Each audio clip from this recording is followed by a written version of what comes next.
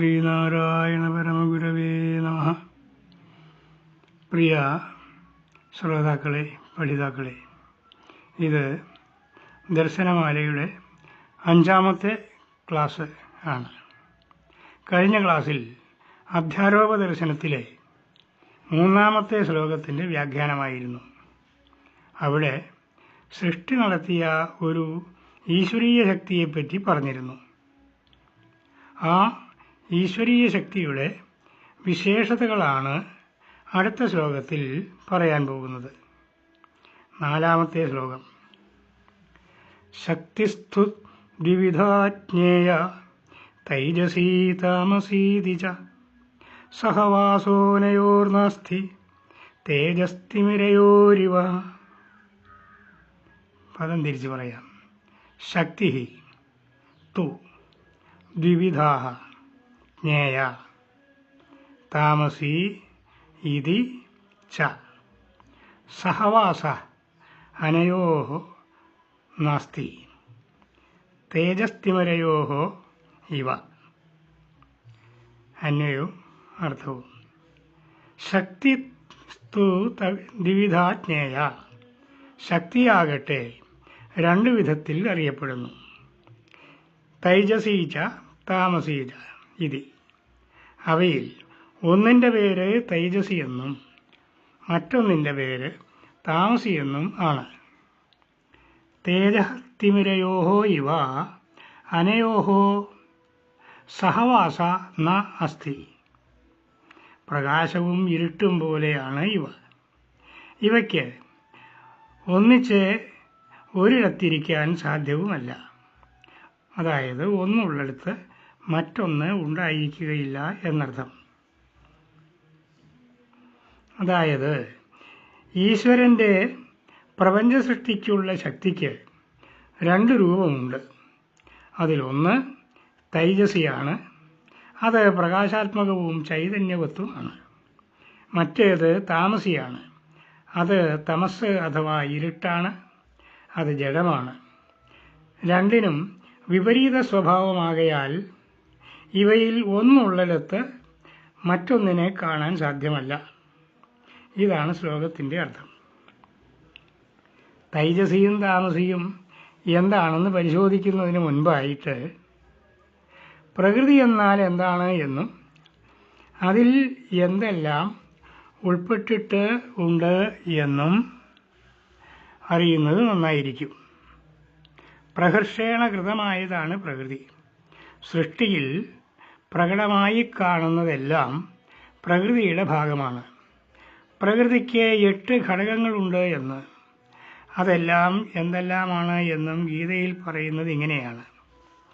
ഭൂമിരാവോനലോ വായു ഖം മനോ ബുദ്ധിരേവച അഹങ്കാര ഇതീയമ്മേ ഭിന്നാഹ പ്രകൃതിരഷ്ടത. ഭഗവാൻ പറയുന്നു, 8 കൂട്ടങ്ങൾ ചേർന്നതാണ് എൻ്റെ പ്രകൃതി. അത് ഭൂമി, ജലം, അഗ്നി, വായു, ആകാശം, മനസ്സ്, ബുദ്ധി, അഹങ്കാരം അഥവാ ഞാൻ എന്ന അറിവ്, ഇവയാണ്.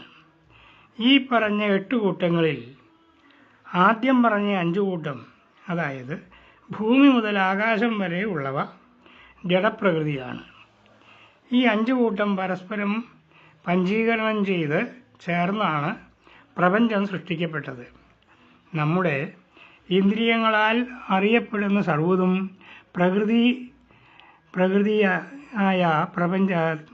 ജഡപ്രകൃതിയായ പ്രപഞ്ചത്തിൻ്റെ ഭാഗമാണ്. അവസാനം പറയപ്പെട്ട 3 മനസ്സ്, ബുദ്ധി, അഹങ്കാരം ഇവ ഇന്ദ്രിയങ്ങളാൽ അറിയപ്പെടാൻ പറ്റാത്തതും ചൈതന്യമാത്രമായതുമാണ്. പഞ്ചഭൂത നിർമ്മിതം ആയ നമ്മുടെ ശരീരത്തിൽ ജീവാത്മാവ് പ്രവേശിച്ച് പ്രാണങ്ങളെയും ഇന്ദ്രിയങ്ങളെയും പ്രവർത്തിപ്പിക്കുമ്പോൾ, വൈദ്യുതി എത്തുമ്പോൾ വൈദ്യുത ബൾബിൽ പ്രകാശം ഉണ്ടാകുന്നത് പോലെ മനസ്സ്, ബുദ്ധി, അഹങ്കാരം എന്നിവ പ്രവർത്തിക്കാൻ തുടങ്ങും. ഇന്ദ്രിയങ്ങളിലൂടെ പ്രപഞ്ചത്തെ അറിയും. പഞ്ചഭൂതങ്ങളുടെ തന്മാത്രകളായ ശബ്ദം, സ്പർശം, രൂപം, രസം, ഗന്ധം ഇവ കാത്, ത്വക്ക്, നേത്രം, നാവ്, നാസിക എന്നീ ഇന്ദ്രിയങ്ങളിലൂടെ മനസ്സിൽ പതിയും. ഇങ്ങനെയാണ് മനസ്സ് പ്രപഞ്ചത്തെ അറിഞ്ഞനുഭവിക്കുന്നത്.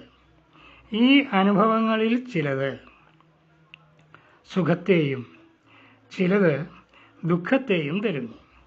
അപ്പോൾ സുഖകരമായ കാര്യങ്ങളെ കണ്ടെത്തി സ്വന്തമാക്കണമെന്നും ദുഃഖകരമായവയെ ഒഴിവാക്കണം എന്നും രണ്ട് ആവശ്യങ്ങൾ ഉണ്ടാകുന്നു.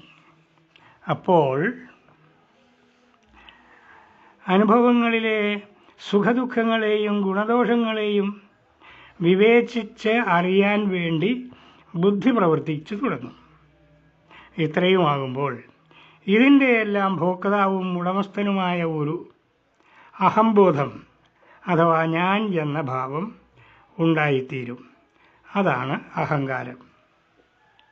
ഈ പറയപ്പെട്ട മനസ്സ്, ബുദ്ധി, അഹങ്കാരം എന്ന മൂന്നും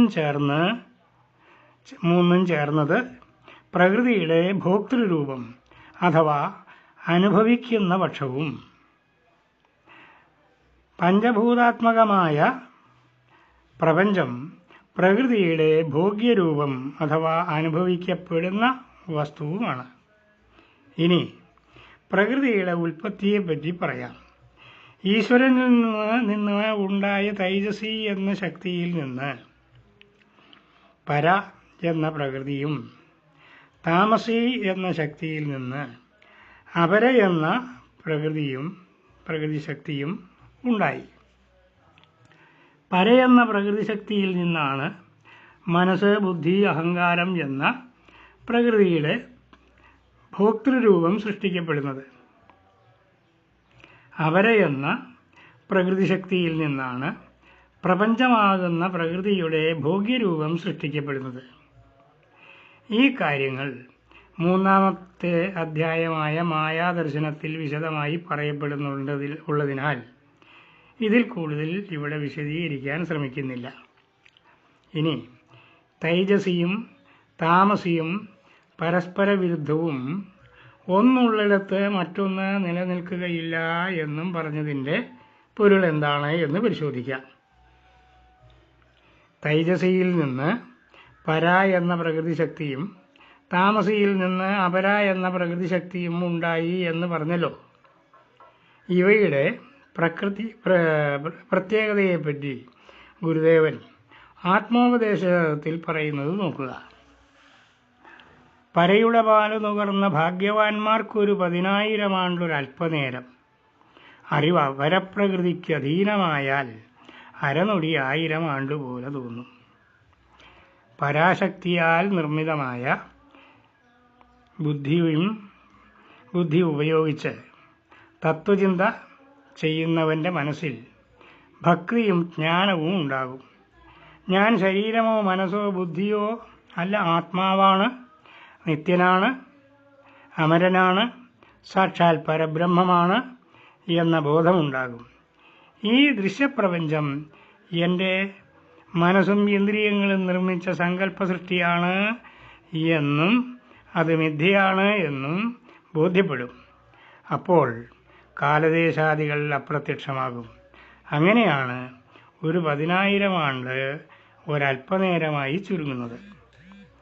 എന്നാൽ അപരപ്രകൃതിക്ക് അധീനൻ ആകുന്നവൻ അപരപ്രകൃതിയുടെ സൃഷ്ടിയായ പഞ്ചഭൂത നിർമ്മിതമായ ജഡമായ ശരീരമാണ് താൻ എന്ന് കരുതുന്നു. അവൻ ശരീരത്തിൻ്റെയും ഇന്ദ്രിയങ്ങളുടെയും സുഖത്തിനു വേണ്ടി ജീവിക്കുന്നു. ശരീരത്തിൻ്റെ നാശമായ മരണത്തോട് കൂടി ഞാൻ ഇല്ലാതാകും എന്ന് ഭയപ്പെടുന്നു.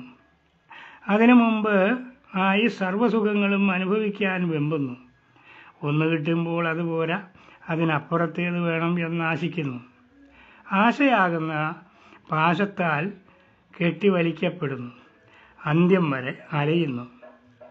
ഒന്നിനും സമയം പോരാ, ഒരിക്കലും സമാധാനവുമില്ല. അവന് അരനൊടി 1000 ആണ്ട് പോലെ തോന്നും. ഇപ്പോൾ ബോധ്യമായി കാണുമല്ലോ തൈജസി താമസി എന്ന ശക്തികളുടെ ഭിന്ന സ്വഭാവം. തൈജസി അറിവിൻ്റെ പ്രകാശം പരത്തി ആത്മജ്ഞാനത്തിൻ്റെ വഴിയിലൂടെ ജീവാത്മാവിന് ബ്രഹ്മസായുജ്യം നൽകുന്നു. താമസിയാകട്ടെ ജീവനെ ജഡപ്രകൃതിയിൽ തളച്ചിടുന്നു. അജ്ഞതയുടെ അന്ധകാരം പരത്തി ജീവാത്മാവിനെ നിത്യനരകത്തിന് പാത്രമാകുന്നു. അറിവുള്ളിടത്ത് അജ്ഞാനമില്ല, അജ്ഞാനമുള്ളിടത്ത് അറിവും ഇല്ല. ഇന്നത്തെ ക്ലാസ് അവസാനിച്ചു. നമസ്കാരം.